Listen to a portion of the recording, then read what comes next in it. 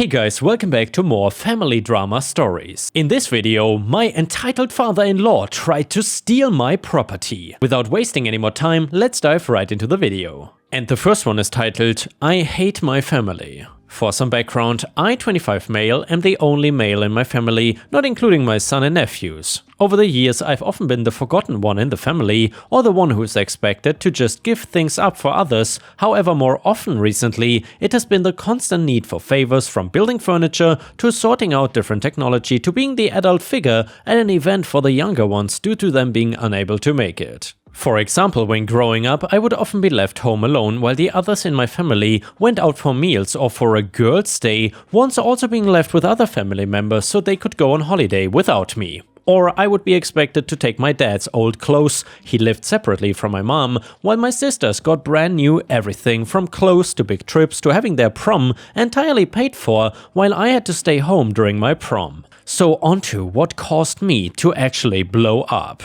Yesterday was Father's Day as mentioned. I have a son myself, and since I'm the only male, I'm also the main male role model for my nephew. I don't wish to sound whiny, but this is now the 4th year in a row that I've been completely forgotten about. I'm a simple person, so I don't expect nor like big celebrations or gifts. I just wanted a simple message saying Happy Father's Day. Now, I would usually be able to ignore this and move on, however, Mother's Day in our family has always been a huge event with constant gifts, meals, etc. Wishing for a simple message seemed so small in comparison, so I didn't feel like I was asking too much.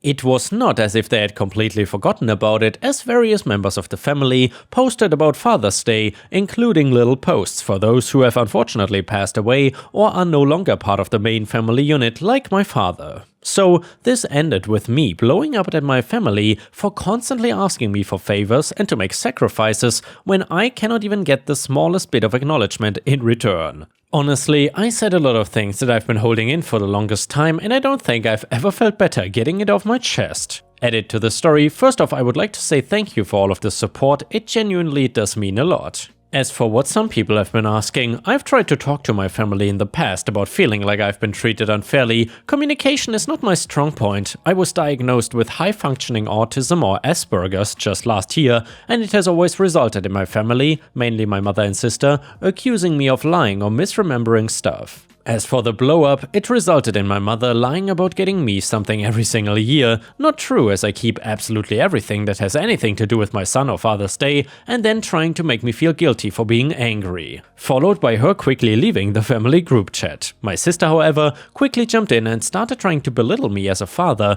and defend my mother, followed by removing me from the group chat before I could even reply. The only person on my side in all of it is my grandmother, who's the only one to treat me fairly. Overall, both my sister and mother completely missed the point I was trying to make and acted like I had asked for a huge celebration or something for me, when all I had said was that I give a lot to the family and it would have been nice to get a simple message from them.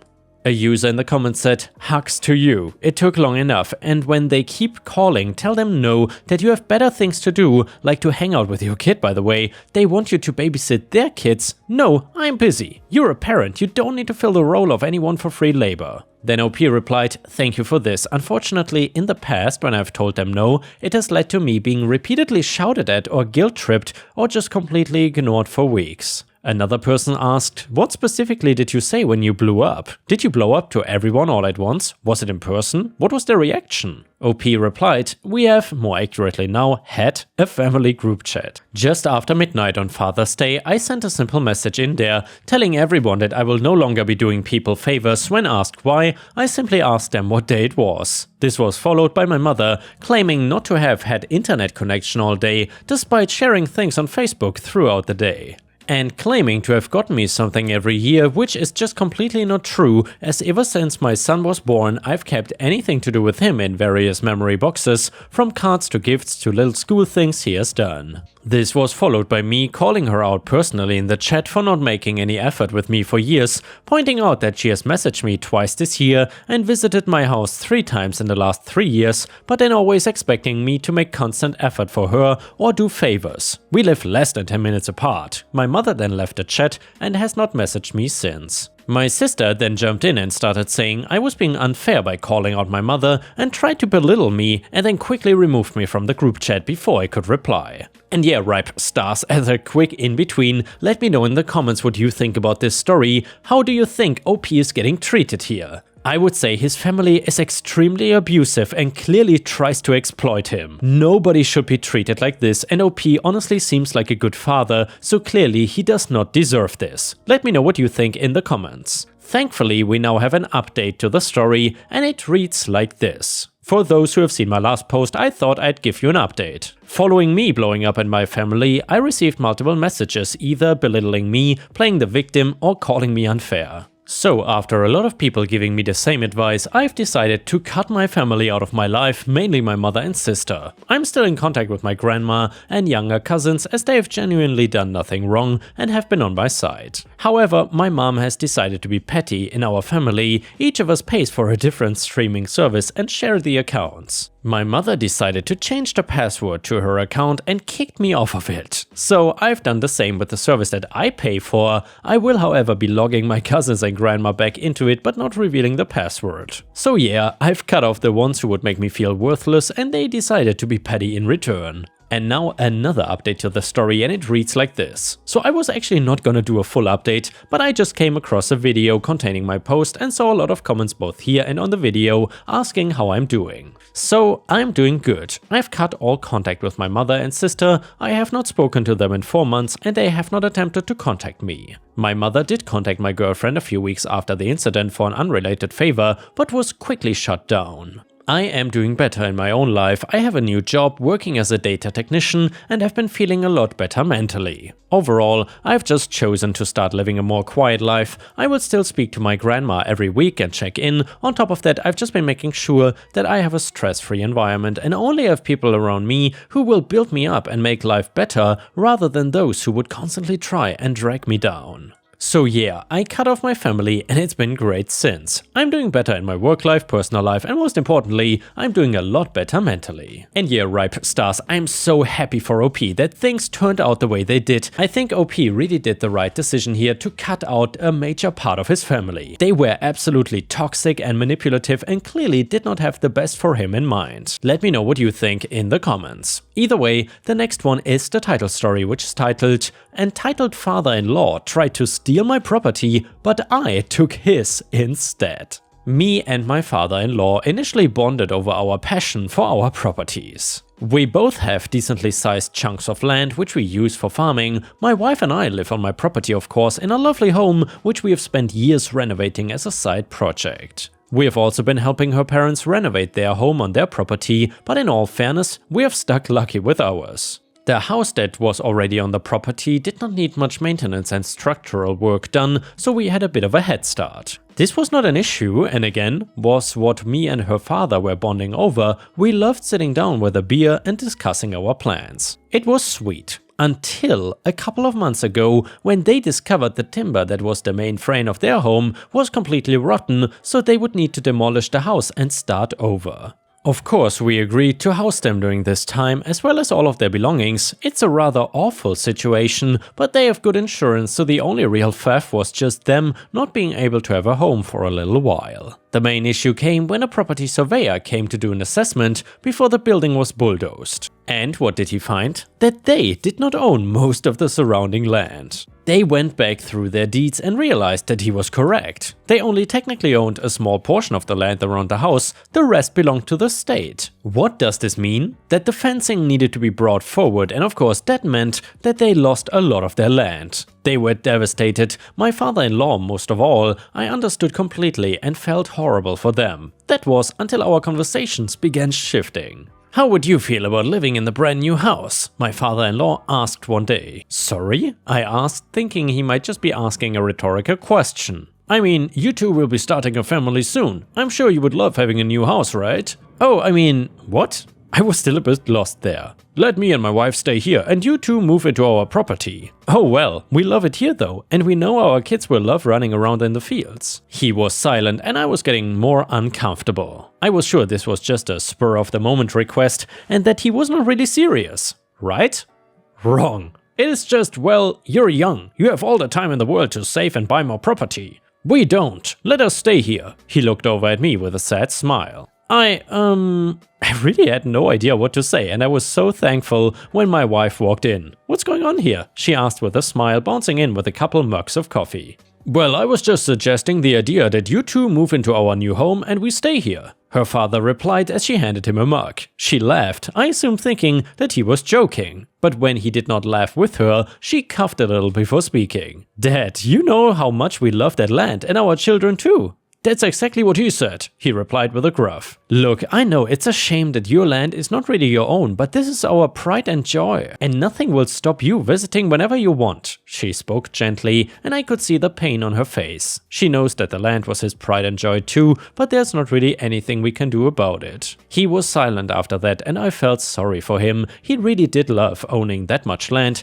and it was an unfortunate situation. I just could have never guessed what he would do next. A couple weeks later, me and my wife returned home after a weekend visit to my parents' house. We tried unlocking our door, but to no use. It was as if the keys did not fit in the locks. We tried knocking on the door knowing my wife's parents were still staying with us, but there was no answer. So then we rung up her dad, who we thought should be home. After a little brief conversing, we asked where he was. "Just out at the shop." "Why?" he asked. "Well, we cannot get into the house, our keys are not working," my wife explained. "Oh, that's odd. Stay at ours for a few nights," he replied, not sounding all too surprised. Me and my wife looked at each other with raised eyebrows. "Is your house finished?" "Well, part of it. I think we'll just wait for you to get back then," she replied. There was silence from the other side and then a high, "Okay, fine. See you soon." Weird. It was another hour until he was back and he looked less than pleased. "I don't see why you couldn't just go to the other house," he muttered as he unlocked the door. "Well, because this is our home, Dad. That's a very new-looking key, by the way."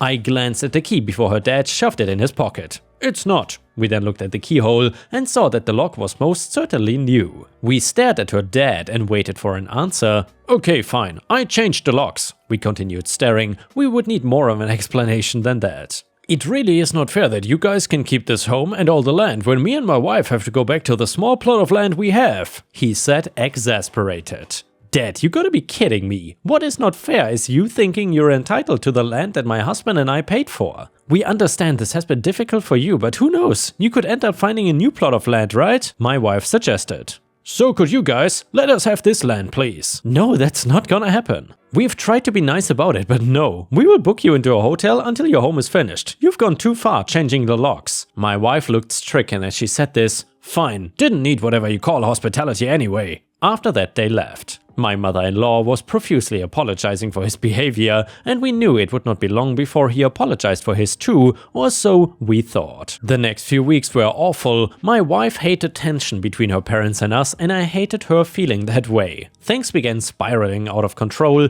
My father-in-law rang our landline at all hours of the day to cuss us out and began demanding that we hand over the deeds to our property to him. We of course refused, and so he kept hammering us. More weeks passed and we get a knock on the door from a property surveyor. He claimed that there was a case filed against us and that we were unrightfully living on someone else's property. Of course it came back clear, but it still stung, knowing who had reported us. The real kicker was when we decided to invite him around to sort things out. We thought things were going well and we were making good progress with him, but after he left we noticed something was missing that had been sitting on our table since the property surveyor came over. The deeds. Sometime after, he showed up again at our place with so-called updated deeds that now listed him as the owner of our property. He was literally trying to steal our property, and in turn he gave us the deeds to his property, which were also completely falsified because they listed us as the new owners. The police showed up as well, and he told them that we essentially exchanged properties and that he would like them to trespass us from the property, aka our property, now. By the way, here where I live in Asia, property theft is more common than you think because people love to falsify documents and sometimes they get away with it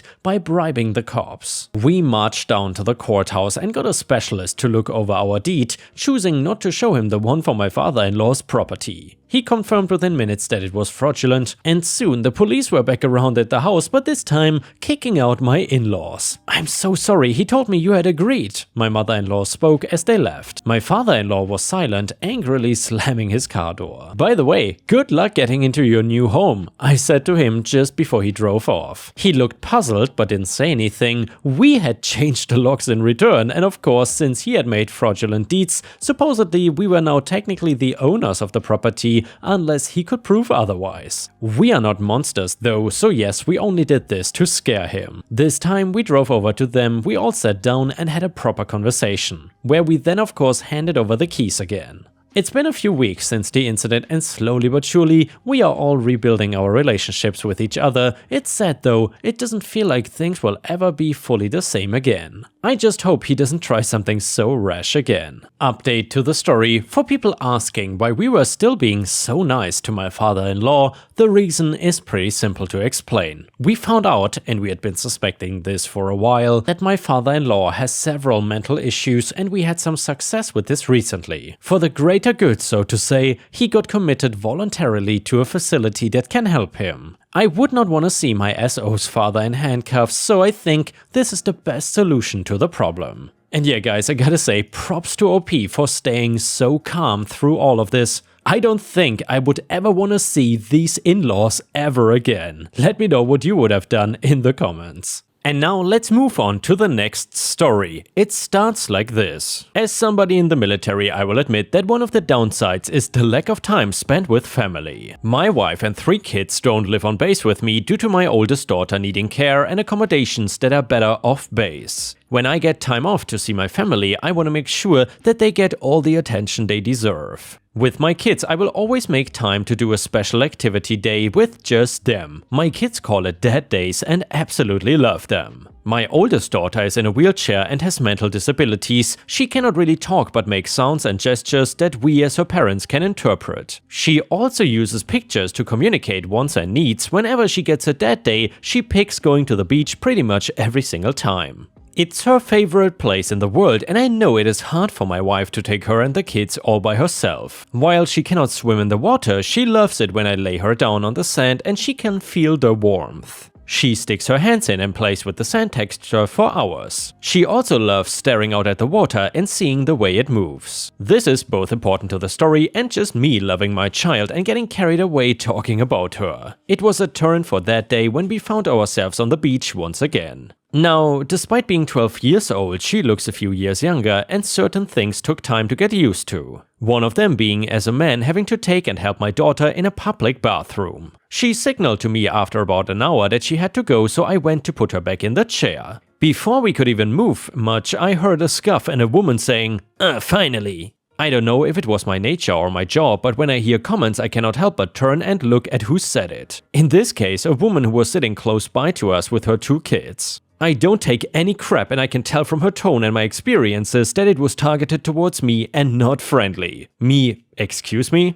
"Karen, it's about time you're packing up and leaving. I mean seriously, it's been forever." I did not like the tone in her voice, and I knew things were about to escalate. One thing to know about drill sergeants is that we don't take crap for anybody and have a tendency to go nuclear if angered. Me, we are just going to the bathroom. My daughter and I plan to stay here all day. "Karen, you're a horrible parent for bringing that stupid child to the beach. If you were a good parent, you would put her in a home somewhere to be properly cared for." I was boiling because nobody gets to sit there and tell me that I'm a bad father. She was not finished yet though. "Karen, if you were a real man like my husband, you would go and get a job. Taking care of somebody like that is for a mother. Real men go and get manly jobs that take care of their family." Me, don't you dare say a word about me not being a good father or a man. I can tell right away that I'm better than you teaching your kids to mock disabled people. "Karen, if you don't leave and take her with you, I'm going to the lifeguard. And tell him that you're being inappropriate with a disabled girl and get you thrown into jail. A guy like you would not last 2 minutes there. I will probably be praised for protecting all the kids on this beach." I could not handle her comments about my daughter and implied SA. I got right into her face and transformed into what I can only describe as drill sergeant mode. The kind you might see in a video of screaming right in somebody's face. I told her exactly the kind of job I had, and with my rank I could make sure that she was put under military investigation. I was mostly talking nonsense that just sounded scary in hopes that she would back off. She did back up away from me with a disgusted look on her face. What I wasn't able to do was react fast enough to what she did next. Karen was not happy about my yelling and decided to take things out on my daughter. She pushed her out of the wheelchair and then quickly ran back to her kids like nothing happened. My daughter was wailing since for her a fall like that could easily dislocate something. Plus the fear of being shoved out of her chair while not knowing what was going on. Luckily, she was physically okay and I managed to get her safely back into the chair. I approached Karen to tell her off, but she was actually smiling smugly at me. She told me that I should not bother trying to tell anybody because she would report me. Since I was way bigger than her, she was under the assumption she would win. She then told me again I better leave or she would punch me in the face and do a whole lot worse to my daughter. At that point, I lost any control I had and punched her in the face and she hit the sand. I heard lifeguard whistles blowing and police being called to the scene. We were all moved to a separate area in some building to wait for the police to arrive. They took statements from both me and Karen to see who was at fault. My daughter not being able to talk was not able to tell them anything. Karen was pointing out that I was unfit because since it had been a while, my daughter holding it in had long gone and she was clearly wet. I could hear the police talking about calling social services and a possible battery charge against me. We had caused quite a scene and not everybody that saw wanted to just sit around and mind their own business. Thank goodness for that. The police had random people that saw and heard the entire thing telling them what Karen did. Attacking a disabled girl will make you everybody's enemy at a public place. The police decided from all the stories that I was acting to defend myself and my daughter. When I was asked the magic words if I wanted to press charges, I could not say yes fast enough. She was charged with assault and battery of my daughter as well as assault on me. This judge was in no way lenient about her going after a disabled child unprovoked. Not to mention her calling my daughter the R-word again in court and insulting the military. She was not winning any favors on that. She got sentenced to 7 years in prison and was not happy about that result. If anybody is wondering about her 2 kids she was with, they are fine. She was with them because she got visitation while their dad actually had custody already. It's really hard for me to imagine a parent especially doing something like that to a kid. I'd do anything for each and every one of my children no matter what it took. That's probably why I have no regrets for punching Karen and I would do it again in a heartbeat. Until the day I die, I will protect my children and make sure that my daughter gets to continue going to her favorite place. And yeah guys, if you cannot get enough of my content, please don't forget to check out my podcast by searching for Ripe Stories on all major podcast platforms such as Spotify, Apple or Google Podcasts. Furthermore, you can find bonus content by going to patreon.com/ripeyoutube or by clicking the join button here on YouTube. For a small monthly fee, you will get access to dozens and dozens of exclusive videos you won't find anywhere else. Thank you so much for watching and I hope to see you again tomorrow.